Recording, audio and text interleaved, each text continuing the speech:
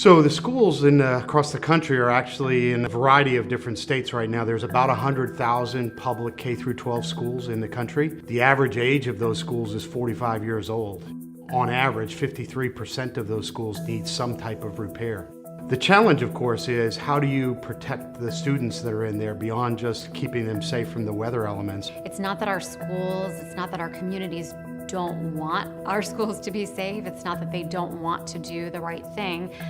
It's just that there is very little time and there are very little resources available to them.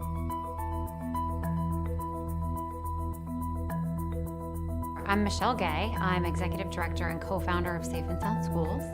I'm a former teacher and a mom, and I lost one of my 3 daughters at Sandy Hook School on December 14th, 2012. Unfortunately, we're seeing a rise in these tragedies, and unless we provide some help and support, unfortunately, we're just going to see that increase nationwide. My name's Lisa Hamp. I'm a survivor from the Virginia Tech shooting in 2007. The seconds really matter in these situations. In my situation, the table went up, the desk went up, and then the shooter was at our door. It was seconds, 5-10 seconds, that if we were any later, he would have entered. So I think the key is getting to towns and communities and states where they haven't experienced tragedy, luckily, but getting to them so that they can put the infrastructure and get the training in place before something is to happen.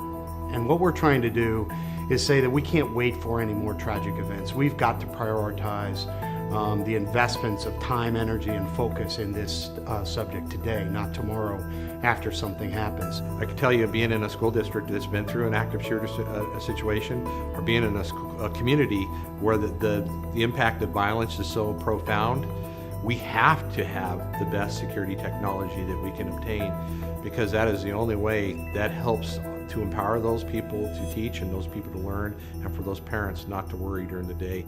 What I've learned over the years, when we train, for example, kids on active shooter scenarios, one of the things how we alleviate fear of those kids is talking about the security technology that we have in place and actually letting them see it and interact with it. I think for us, it really comes down to the 3 legs of the stool.